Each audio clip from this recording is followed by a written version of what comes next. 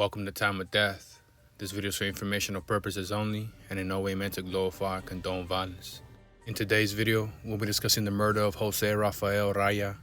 Raya died Saturday, December 17, 2016, after he was shot at the intersection of 130th Street and Wilmington Avenue in Compton, according to LA County Coroner records. Damon Lamar Booker and George Lewis were subsequently arrested and charged with the murder. The following is the evidence at trial. Lot testified she was with her boyfriend Jose Raya on the evening of December 17, 2016. Lot and Raya drove in Lot's car, a white Pontiac Grand Prix, to a liquor store to buy beer. As Lot walked to the entrance of the liquor store, she noticed a white car with tinted windows parked in the lot on the side of the building. Lot thought that the back end of the white car and its lights resembled her own car. As other cars drove by, their lights illuminated the inside of the white car, and Lot saw there were a lot of people in the car. Inside the liquor store, Raya saw a friend near the counter and started talking with him. Lot left Raya with his friend and walked into another aisle to get the beer. Damon Booker, George Lewis, William Weaver, Jeremiah Stone, and Marcus Posey entered the store together, then separated and moved throughout the store. As the men spoke to one another, Lot heard the men use the word cuz, which Lot recognized as slang commonly used by Crips. The men were staring at Raya and his friend. Lot felt tension in the air. Raya's friend asked the men where they were from. One of the men answered Fruit Town, to which Raya's friend responded he was cool with them. Raya did not speak to the men, nor did they speak to Raya. Raya was not a member of any gang. Shortly thereafter, the five men left without buying anything. When Raya and Lot left the store, the white car with tinted windows was no longer parked in the lot. The two returned to Lot's car. Raya drove and Lot was in the front passenger seat. They drove down 130th Street toward Lot's home. Raya told Lot that the man he was speaking with at the store was a friend and member of Largo 36.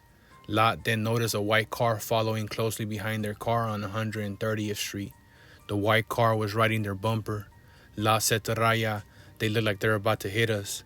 Raya stopped at a stop sign or stoplight. The white car pulled up next to Lot's car on the driver's side within seconds of Raya stopping the car. Lot recognized the car was the same white car from outside the liquor store. Raya told Lot to duck down, which she did. As she ducked, Lot saw a hand emerge from the front passenger window of the white car, and she heard 5 shots fired at their car. Lot was not hit. The white car then drove in reverse. A black car in front of them also drove off. Lot could not recall whether the black car drove forward or in reverse after the shooting. Lot did not remember whether there was a third car. After the shooting, Lot's car rolled forward, then stopped when Raya smashed on his brakes. At around 6:43 that evening, LA County Sheriff Deputy David Navarette heard the sound of gunshots while on patrol and responded to the scene of the shooting. While traveling northbound on Wilmington Avenue from 131st Street, Deputy Navarette observed a white Grand Prix stopped in the middle of the road blocking traffic. Deputy Navarette saw a man in the driver's seat of the car slumped over and bleeding from his head. Paramedics on scene determined Raya was dead. The driver's side front window of the Grand Prix was shattered, but there was no damage to any other windows. No bullet holes were found on the car's body or doors. Deputy Navarette estimated it would take 1 minute to drive from the liquor store to the scene of the shooting on 130th Street. LA County Sheriff Detective Casey Woodruff also responded to the scene of the shooting on the evening of December 17. Detective Woodruff obtained surveillance footage from a video camera mounted inside the liquor store and 2 video cameras hung outside Greater Zion Church, located at the corner of 130th Street and Wilmington Avenue. Surveillance video of the interior of the liquor store taken the night of the shooting showed Booker, Lewis, Weaver, Stone, and Posey in the store.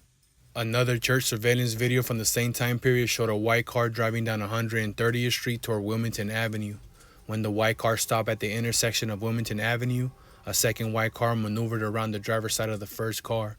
A third white car approached the 2 cars from behind and then drove in reverse back the way it came. Forensic pathologist Scott Lucy testified Raya was shot once in his left arm above the elbow and twice in his head near his left ear. Dr. Lucy determined Raya died from multiple gunshot wounds to the head. Raya's injuries were consistent with Raya having raised his left arm to the same level as his head at the time he was shot. On February 16, 2017, sheriff deputies arrested Booker, Weaver, and Posey for Raya's murder. In his recorded interview with Detective Woodruff and Karen Shanka, Weaver admitted he was a member of the Pocket Hood Compton Crips since he was young. Detective Woodruff informed Weaver that there was a warrant for his arrest for murder and asked him whether anything happened with Booker, Lewis, and other Pocket Hood gang members on December 17, 2016 at 6:40 p.m. Weaver did not answer. When he was shown a still image from the liquor store surveillance video, Weaver admitted visiting the liquor store on December 17.